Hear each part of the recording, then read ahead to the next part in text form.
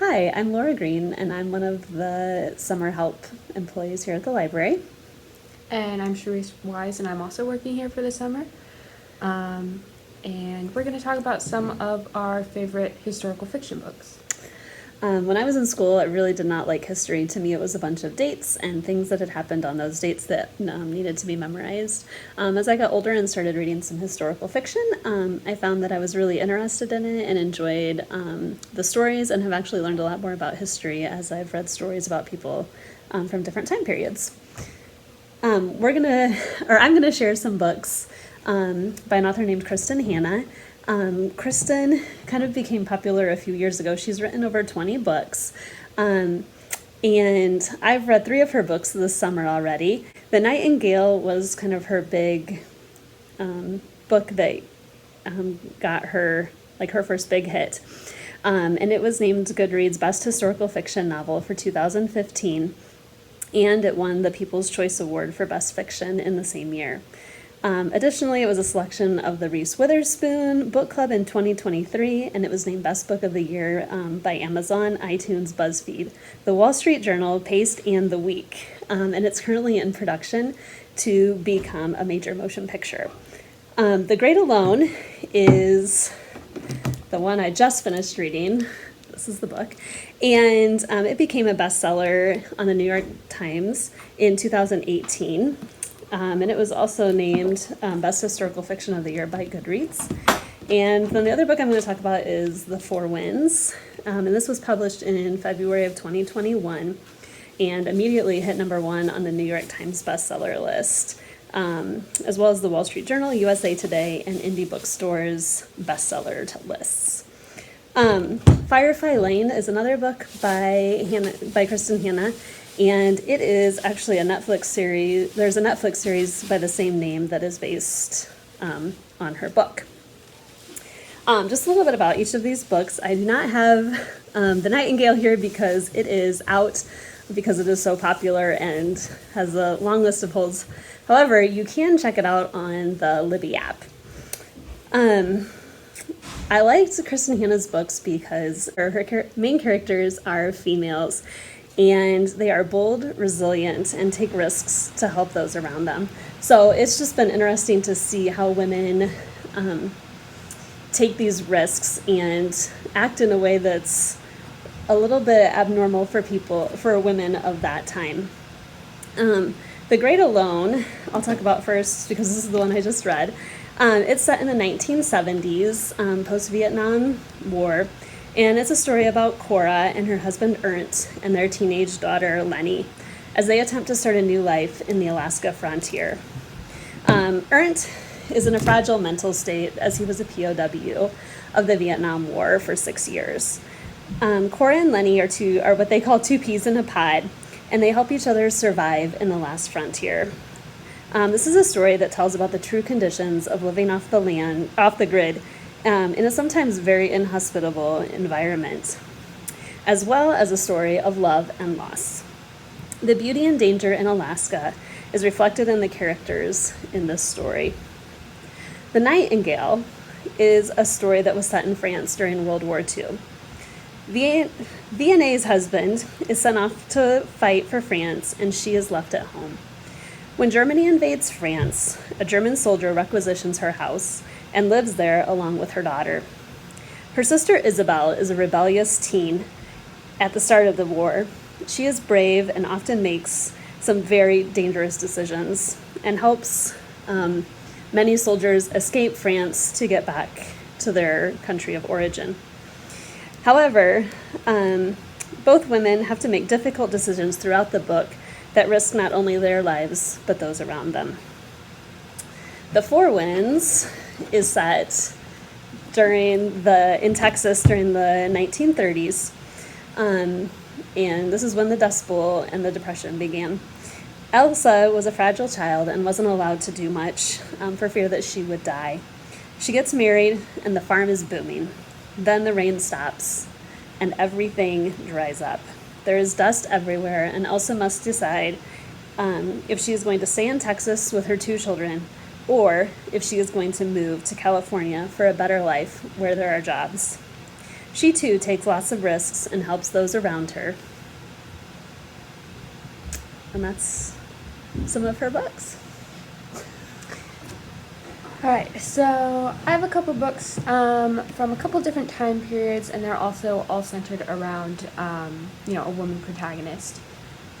This first book is called Bloodwater Paint by Joy McCullough, which we have right here in the library, and it is about a girl in 1600s Rome, so during the Renaissance, and Artemisia Gentileschi, and Artemisia was a real person. She was an artist, and a very well-known, very well-respected artist in today. But back when she was living in the Renaissance, it was kind of a hard time for her.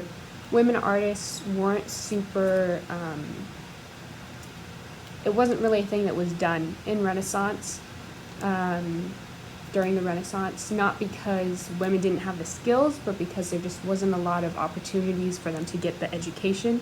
They weren't allowed to go to the art schools or to become apprentices to the master painters. Most women painters who were able to become a thing during the Renaissance were able to do so because someone in their family was a painter, and for Artemisia, that was her father. And so she was able to become his apprentice, more of his assistant, really grinding paint, all of that. But she was very, very skilled, and she began to make paintings on her own. But some things happened in her life that were very hard.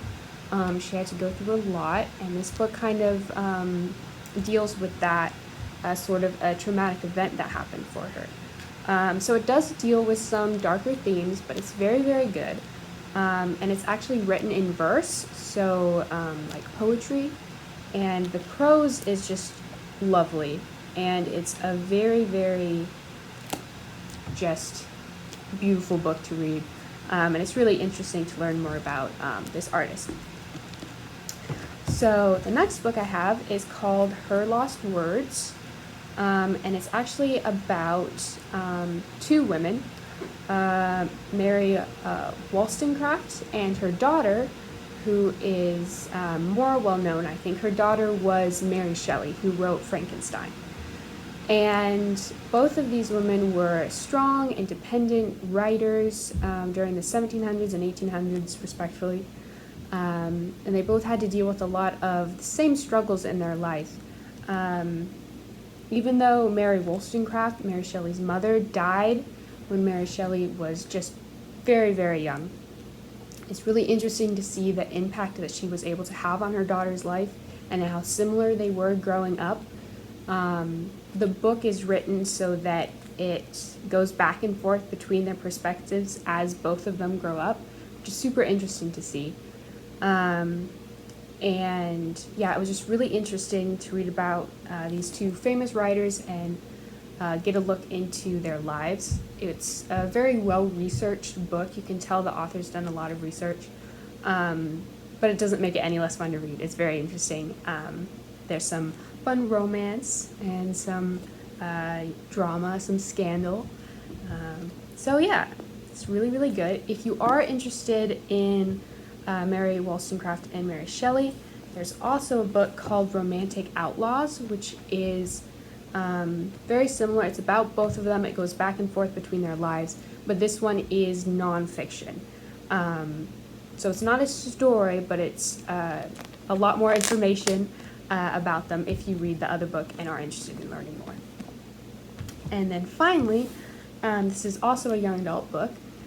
It's called Uprising, and unlike the other two books, the characters in this book did not actually exist, but it's set specifically during a certain event which did happen. It's set in the early 1900s, and these three girls, two of them have immigrated from other countries, and have recently come to America, so their struggles with that. And they're working in the Triangle Shirtwaist Factory, which has a lot of unsafe working conditions, a really unfair place to work. It's dangerous, they don't get paid a lot, they're very much taken advantage of.